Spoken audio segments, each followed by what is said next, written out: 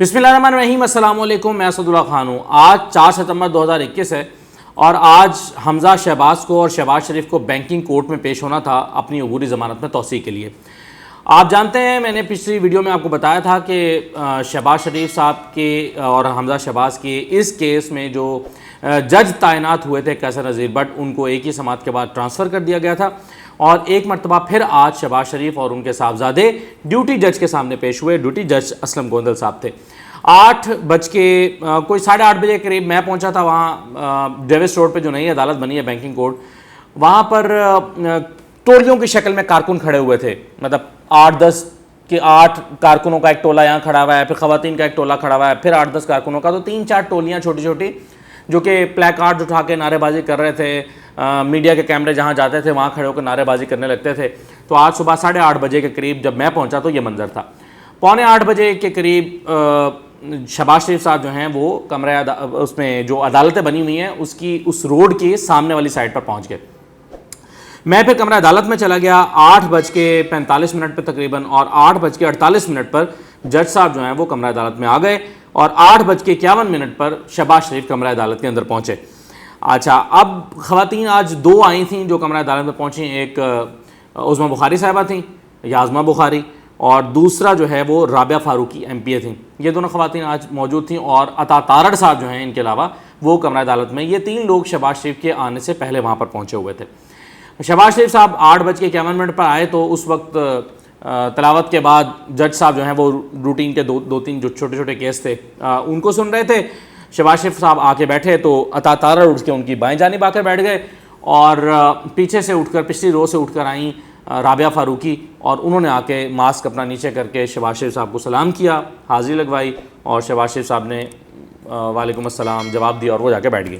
اتنی دیر میں کیس کال اپ ہو گیا۔ اچھا، جب کیس کال اپ ہوا شہباز شریف صاحب اور وکلا اٹھ کر اور عطا تارڑ سب لوگ روسٹرم کی طرف آئے۔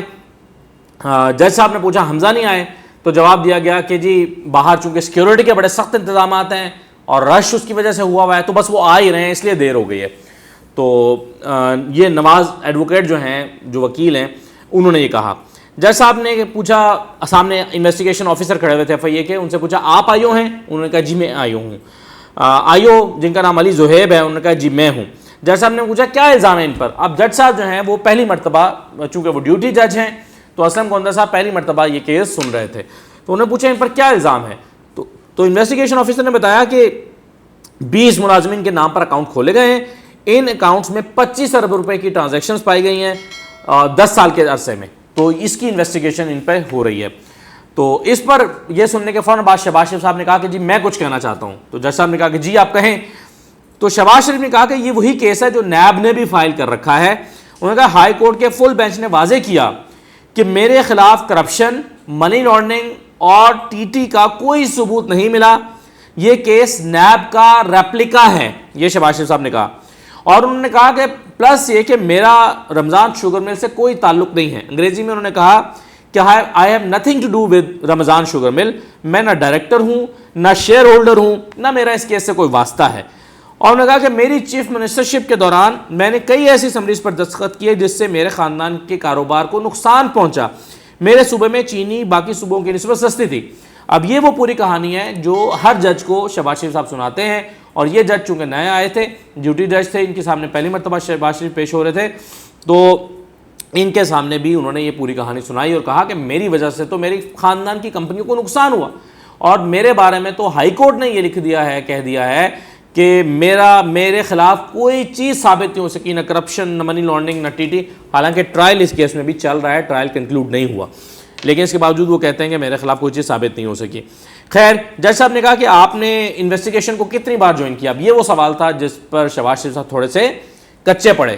انہوں نے پوچھا کہ آپ نے انویسٹیگیشن کو کتنی بار جوائن کیا ہے؟ تو اب چونکہ شہباز شریف صاحب کو بار بار بلایا جاتا ہے اور وہ پیش نہیں ہوتے، ایک دفعہ وہ گئے ہیں بڑی مشکل سے، تو ابھی وہ اپنے جملہ فریز کر ہی رہے تھے کہ میں کیسے اس کا جواب دوں، تو آئیو نے کہا کہ جی یہ صرف ایک بار پیش ہوئے ہیں۔ جج صاحب نے کہا کہ کتنا عرصہ ہو گیا انکوائری شروع کیے ہوئے؟ تو انویسٹیگیشن آفیسر نے کہا کہ جی 2 مہینے سے زیادہ ہو گئے ہیں۔ آئیو نے کہا، جج صاحب نے کہا کہ FIR ہو چکی ہے؟ تو انویسٹیگیشن آفیسر نے کہا کہ جی ہو چکی ہے۔ پھر جج صاحب نے پوچھا کہ فائل دکھائیں تاکہ پتہ چلے کہ آپ نے کیا کام کیا ہے، اور پھر اسی دوران جب فائل ان کے پاس آ رہی تھی تو انہوں نے پوچھا حمزہ نہیں آئے؟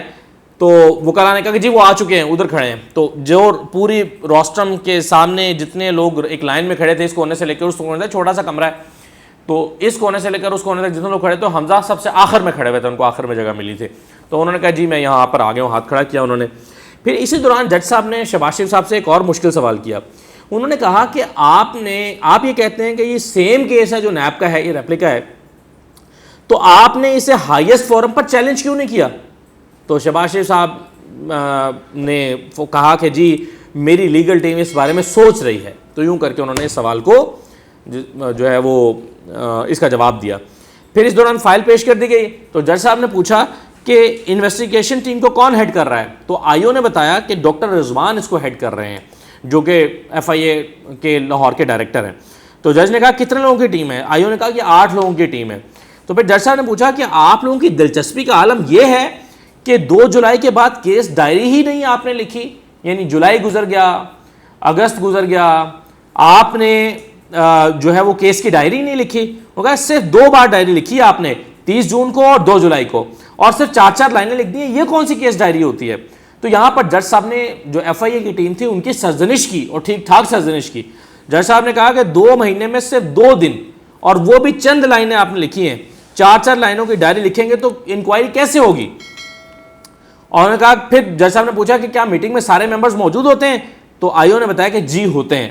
جج نے پوچھا آخری مرتبہ کب سارے اکٹھے ہوئے تھے؟ یعنی جج صاحب کو شک تھا کہ یہ تو سارے اکٹھے مل کے بیٹھتے بھی نہیں ہوں گے، کام ہی نہیں ہو رہا، انویسٹیگیشن نہیں ہو رہی، نہ کوئی میٹنگز ہوتی ہوں گی. تو جج صاحب نے پوچھا آخری مرتبہ کب سارے اکٹھے ہوئے تھے؟ تو آئی او نے کہا کہ جی کل اکٹھے ہوئے تھے، چونکہ آج پیشی تھی تو اس حوالے سے شاید وہ اکٹھے ہوں گے. جج صاحب نے کہا کہ آپ نے 4 مہینوں میں 10 لائنوں کے 2 نوٹ لکھے ہیں صرف. تو جج صاحب اب اس بات پر انسسٹ کر رہے تھے کہ آپ نے کام نہیں کیا. تو ایک صاحب پھر آگے آئے، انہوں نے کہا جی میں عرض کرتا ہوں. تو جج صاحب نے پوچھا آپ کون ہیں؟ تو انہوں نے کہا کہ جی میں ڈپٹی ڈائریکٹر ہوں ایف آئی اے کا. جج صاحب نے کہا کہ آپ نے 4 مہینے، انہوں نے جج صاحب نے بھی ان کی بات نہیں سنی، انہوں نے کہا کہ آپ نے 4 مہینے میں کیا انکوائری کی ہے؟ آپ ہوا میں باتیں کرتے ہیں.